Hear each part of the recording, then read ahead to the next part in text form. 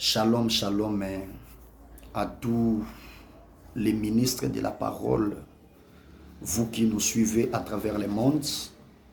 Que la paix du Seigneur soit avec vous. C'est bel et bien votre serviteur, le prophète Benjamin Mopanga, qui vous parle depuis la ville de Kinshasa. Oh non, pas la ville de Kinshasa, depuis la ville de Pointe-Noire, parce que présentement nous sommes à Pointe-Noire pour une mission de service, comme vous le savez, juste pour propager la bonne nouvelle, comme le Seigneur l'a dit, et que aller partout dans le monde et annoncer la bonne nouvelle du royaume. Donc nous sommes là juste pour propager sa bonne nouvelle du royaume. C'est très important. Ok. Je crois que nous sommes là pour continuer notre enseignement sur Apocalypse chapitre 10. Il s'agit bel et bien de l'ange puissant et les 7 tonnerres. Alors, je vous invite directement à lire notre passage de base. Apocalypse chapitre 10. Je prends le verset 4e. Et quand les 7 tonnerres eurent fait entendre leur voix, j'allais écrire et j'entendis du ciel une voix qui disait: celle-ci qu'on dit les 7 tonnerres et ne l'écrit pas. Voilà. Remarquez que lorsque l'ange rugit comme un lion, la Bible précise que les 7 tonnerres firent entendre leur voix. Les tonnerres a été expliqué dans la prophétie comme la colère de Dieu qui se manifestera après l'enlèvement de l'Église. Vous voyez, ou lors du retour glorieux de notre précieux Sauveur. Pourquoi? Parce que si vous lisez dans le livre d'Ésaïe chapitre 29, verset 6e, la Bible dit que c'est de l'Éternel des armées que vient les châtiments, les tonnerres, les tremblements de terre, avec l'ouragan. Cela veut dire que parlant de l'ouragan, les tremblements de terre, les tonnerres, on voit les châtiments de Dieu. Vous voyez, cela veut dire que le tonnerre symbolise la colère de Dieu. Voilà la raison pour laquelle lorsque Jean va entendre les 7 tonnerres, on lui dira de ne pas l'écrire. Vous voyez, une voix lui a dit: celle-ci qu'on dit les 7 tonnerres. C'est très important. Celle-ci qu'on dit les 7 tonnerres et ne l'écrit pas. Oh, gloire au Seigneur. C'est là où nous avons vite compris qu'aujourd'hui, les 7 tonnerres, qui est la colère parfaite de Dieu, est scellée. Vous voyez? Or, sceller les 7 tonnerres, ça veut dire tout simplement qu'aujourd'hui, le temps de la grâce n'est pas celui pendant lequel on doit entendre les tonnerres. Vous voyez, je le répète, aujourd'hui, c'est-à-dire le temps de la grâce n'est pas celui pendant lequel on doit entendre les tonnerres. Non, les tonnerres doivent être scellés pendant ce temps de la grâce. Et pourquoi Jean ne pouvait-il pas entendre ces tonnerres? Vous voyez, or nous avons dit que les tonnerres représentent ou symbolisent la colère de Dieu. Vous voyez, mais attention, aussi longtemps que notre frère Jean est là, attention, les tonnerres ne feront jamais entendre leur voix. Non, ils doivent être scellés. Pourquoi? Parce que la présence de Jean est là. Oh, gloire au Seigneur. Mais qui est Jean? Je vous rappelle que c'était un disciple qui couchait au sein de Jésus. Jean chapitre 13. Cela veut dire que Jean était un disciple qui couchait sur la poitrine de Jésus. Or, si vous consultez le livre de 2 Samuel chapitre 12e, là-bas, le prophète Nathan avait révélé à David, il a dit à David que tu as pris la brebis, une seule brebis, la brebis du pauvre, qui couchait sur son sein, qui couchait à son sein. Vous voyez, cela veut dire que la poitrine, c'est la place réservée pour la femme. C'est très important. C'est la place réservée pour la femme. Vous voyez? Parce qu'il parlait de la femme d'Iri, Bathsheba, que David avait prise. C'est pour ainsi dire que la poitrine ou le sein d'un homme, c'est la place réservée pour sa femme.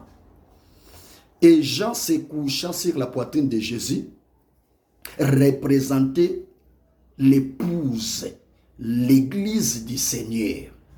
C'est que quand vous voyez Jean en train de se coucher sur la poitrine de Jésus, c'était déjà la position d'une femme bien-aimée auprès de son époux.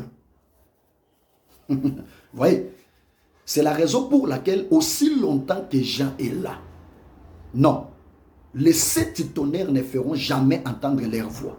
Pourquoi? Parce que les 7 tonnerres, c'est la colère parfaite de Dieu. Et aussi longtemps, Jean qui est l'église, reste encore sur la terre, les 7 tonnerres ne feront jamais entendre leur voix. Ils doivent être scellés. Gloire au Seigneur. Cela veut dire que le tonnerre qui est la colère de Dieu ne peut pas se manifester aussi longtemps que l'épouse est sur la terre. C'est très important. C'est la présence de l'épouse qui est en train d'apaiser la colère divine. Voilà la raison pour laquelle, lorsque l'Éternel s'est présenté devant Abraham, notez que aussi longtemps que Sarah est présente, l'Éternel n'ouvrira jamais sa bouche pour annoncer à Abraham la destruction de Sodome. Non, il doit lui annoncer tout simplement la naissance d'Isaac. Et je vous rappelle qu'en Isaac, il y a le nombre 12. En Isaac, il y a le nombre 12. Vous voyez? Parce que 12 tribus d'Israël sortiront de lui. C'est pour dire que Isaac incarnant le nombre 12 représente l'année de la grâce. C'est pour cette raison, quand l'Éternel se présente, aussi longtemps que la présence de Sarah est là, il annoncera à Abraham que la naissance d'Isaac, c'est-à-dire une année de grâce publiée lors de la première venue. C'est très important. D'ailleurs, n'oubliez pas qu'Abraham avait vu 3 personnes. Et c'était Dieu manifesté en chair. Vous voyez? Mais il dira, mon Seigneur au sanglier. Là, je suis dans Genèse chapitre 18, verset 3e. Il a dit, mon Seigneur, comme s'il s'agissait d'une seule personne. Cela veut dire qu'Abraham n'avait vu qu'un aigle avec ses 2 oiseaux, avec ses 2 ailes, pardon. Il n'avait vu qu'un soleil avec ses 2 ailes. Quand je dis ça, là, je suis dans Malachie chapitre 4, où la Bible dit que pour vous qui craignez mon nom, s'élèvera le soleil de la justice. Et la guérison sera sous ses ailes. Cela veut dire que dans le livre de Malachie chapitre 4, on nous parle d'un soleil à 2 ailes. Vous voyez? C'est pour cette raison, malgré qu'ils étaient au nombre de 3, Abraham dira Seigneur au sanglier. Très important. Il dira Seigneur au sanglier. C'est pour ainsi dire qu'Abraham n'avait vu qu'un soleil avec les 2 ailes. C'est la raison pour laquelle c'était pendant la chaleur du jour. Cela veut dire que l'Éternel s'est présenté devant Abraham comme un soleil ayant 2 ailes. C'est la raison pour laquelle cet homme ne pouvait pas dire « Mes Seigneurs » comme s'il s'agissait de plusieurs personnes. Mais il a dit, mon Seigneur au singulier. Or, le véritable soleil ayant des ailes, c'est la personne de notre Seigneur Jésus. C'est Dieu manifesté en chair. C'est la raison pour laquelle, lorsqu'il s'est transfiguré, lorsque Christ est monté sur la montagne de la transfiguration, la Bible a dit qu'il s'est transfiguré. Et quand il s'est transfiguré, quand il se transfigure, l'Écriture précise qu'il y a eu l'apparition de ces deux ailes. L'apparition de ces deux ailes était là. Et attention, les deux ailes du soleil ici deviendront maintenant Moïse et Élie. Et remarquez que le Seigneur était là comme un soleil, parce que la Bible précise que son visage resplendit comme le soleil. Donc il était un soleil à deux ailes. Et ces ailes, ce sont Moïse et Élie. C'est très important. C'est pour dire que Abraham avait vu, oh gloire au Seigneur, Abraham avait vu les jours de notre précieux Sauveur Jésus-Christ. C'est la raison pour laquelle il avait cette audace de dire aux Juifs que lorsque votre père Abraham a vu mon jour, il était très sailli de joie. Vous voyez, il était très sailli de joie. Cela veut dire qu'Abraham avait vu les jours de notre Seigneur Jésus-Christ. Mais quand, parmi les endroits, c'était lorsqu'il était sous les chaînes des marées, des Mambré. C'est pour ainsi dire que les trois personnes qu'a vu Abraham, c'est ça le Fils de l'homme. Dieu manifesté en chair. Et remarquez, quand Dieu porte le corps, ce sera pour annoncer à Abraham la naissance d'Isaac. Or, attention, nous avons déjà dit que Isaac incarne le nombre 12. C'est très important. Il incarne le nombre 12. Et le nombre 12 en question, c'est ça l'année de la grâce. Publié lors de la première venue du Messie. Selon qu'il est écrit, l'Esprit du Seigneur est sur moi, car il m'a oué.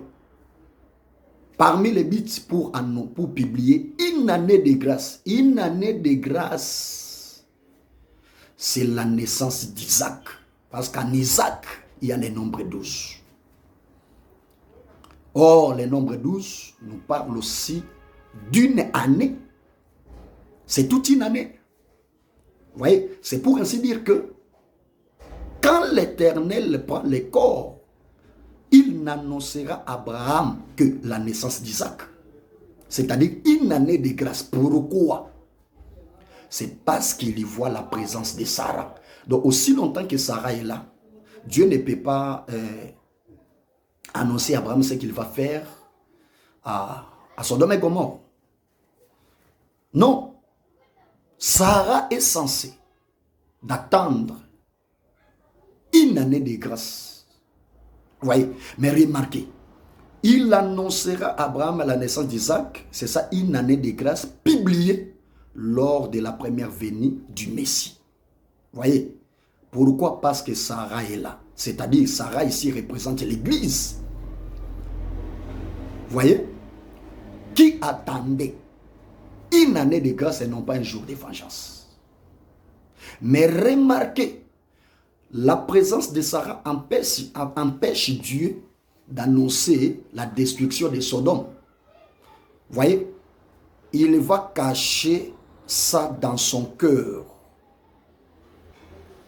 Or, quand Dieu cache la destruction de Sodome et Gomorrhe, c'est ça la vengeance qui était cachée dans son cœur d'après Ésaïe 63.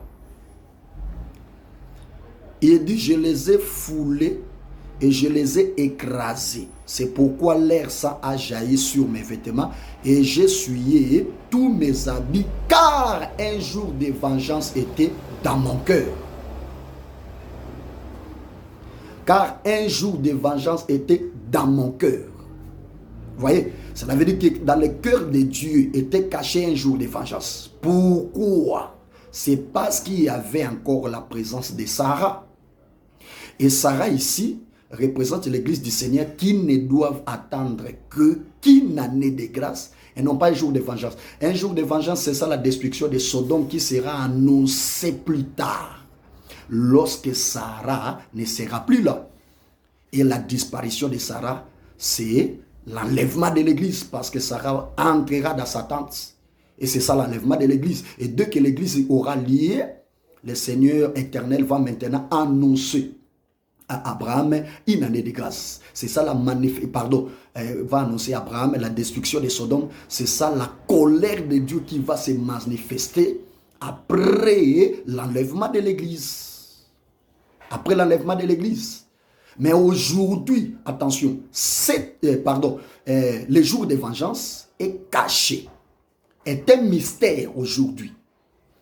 Vous voyez, c'est ça les 7 tonnerres qui doivent être voilés, qui doivent être scellés. C'est que sceller les 7 tonnerres, c'est voiler la colère de Dieu. Parce qu'aujourd'hui, la colère de Dieu est cachée dans la grâce. C'est ça les 7 tonnerres qui doivent être scellés. On a dit à Jean, ne l'écris pas, mais scelle ce qu'on dit les 7 tonnerres.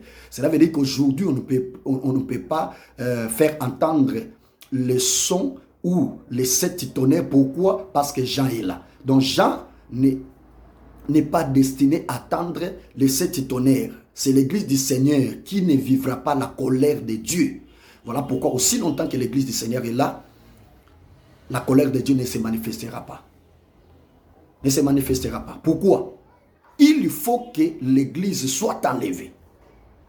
Et quand je dis ça, beaucoup de témoins m'accompagnent. Ésaïe, chapitre 26.